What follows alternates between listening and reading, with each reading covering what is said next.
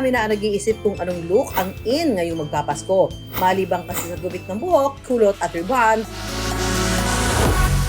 ang dami nang nauusong iba't ibang kulay ng buhok. At hindi na raw kailangan pumila pa sa mga salon para ma-achieve ang iba't ibang hair color. Dahil ang grupo ng young entrepreneurs na sina Ava, colored hair conditioner ang sagot para maging bright and colorful ang buhok ngayong salon season.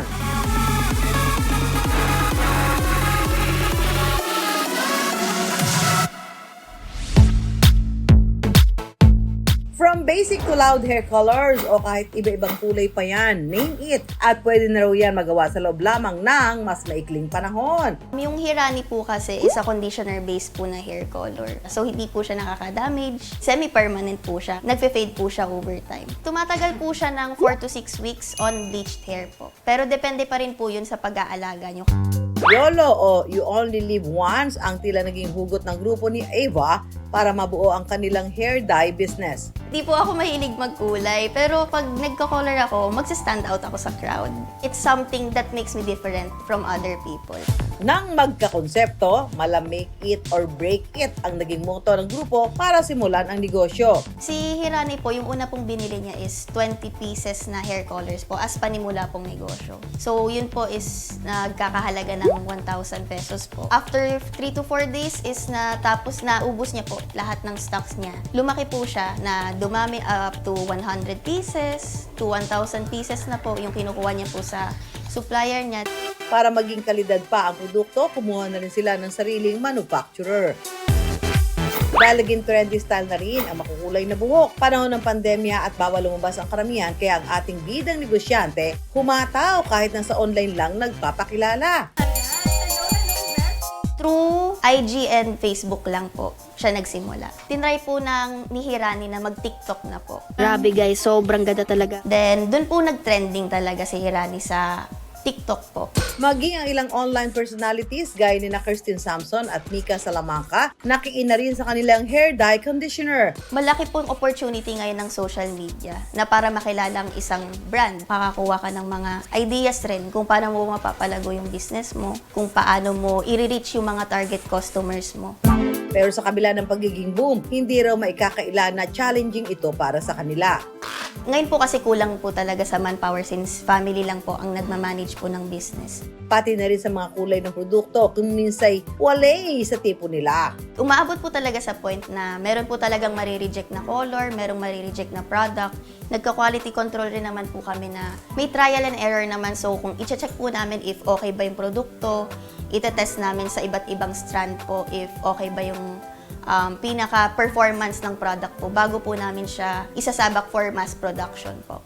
Pero never say die ang kanilang grupo. Naging edge rin po kasi ng team namin na since bata nga po kami, team of very young adult po, is alam rin po namin yung experience at mga gustong gawin po ng mga target market po ng Hirani. Paano nga ba ma-achieve ang cool young looking na mga hair color na yan? Pwede kayang ganito? Babagay kaya na ganito? Ava and friends, share mo na nga yan. Walang malambot po yung effect niya rin po sa hair niyo. At the same time, may color rin po yung buhok niyo po. Tapos anong kulay yan? Ano po, meron po kami iba't ibang kulay po. Yung kulay mo parang kulay ng yung mga galing sa ibang planeta, no? Sorry na, alam niyo naman, tita. Ayun, sa Avatar! Ikaw Opo, yun! parang gano'n na rin po nga yung kulay po ng buhok ko. Ito, anong kulay gagawin mo dito? Ito po is ginger naman po siya. Kumbaga, Kulay luya? Hindi po, copper po, copper. Gingerbread po yung name po ng shade Ayun po. sa'yo ba? Ano yan? Ito po is mix of moonlight and ube grapes. Blue and violet po siya. Parang bagari. Makikulay na nga lang tayo. Ganyan. Opo, ma'am. Ganun siya, ma'am, kadali ka gawin. Kasi po kahit beginner po kayo. Ganyan. Para feeling nga nagpe-paint pala dito, no? Paano yan? Yung itim, ano magkukulay yan? Sa itim po, ma'am, hindi po siya gagana. Pero may 3 kulay po na makikita lang kapag nasisinagan po ng araw po.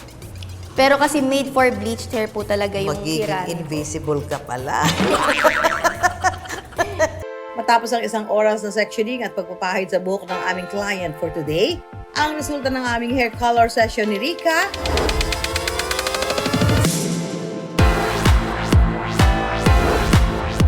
fashion trend man ang new look tuwing December. May ilang paalala pa rin si Ava sa paggamit ng kanilang produkto. Para po mag-work po ang Hirani Hair Colors, kailangan po muna is naka-bleach po yung hair po natin. So ang bleach po, yun po yung nagla-lighten po ng hair para po maging blonde ang buhok. Si Hirani Color Conditioner po is ina-apply po siya sa dry hair po. Iiwan nyo lang po siya ng 45 to 60 minutes bago nyo po siya banlawan with water na lang. Ang nire-recommend rin po namin sa mga customer, lalong-lalo na po sa pag-bleach, is pwede naman po sila pumunta sa salon if natatakot nga sila. Para sa mga dagdag kaalaman, may leveling na sinusunod sa paglalagay ng bleach sa buhok. Yung mga levels po kasi ng bleach po is, simula po siya sa level 1. Si level 1 po is black po siya. Then si level 10 po is white na. Ibig sabihin, mas mataas yung number po ng level ng hair niya po is mas light po yung buhok. Sa level 7 po, may mga colors na rin po na gagana po. Kapag nag-bleach po kayo, magsa-start po siya sa yellow. But eventually, kapag nag-bleach ka po ulit, is ma-achieve nyo na po yung super light po na color. Pag natural po na white hair, hindi po gagana yung produkto kasi kailangan po processed po yung buhok.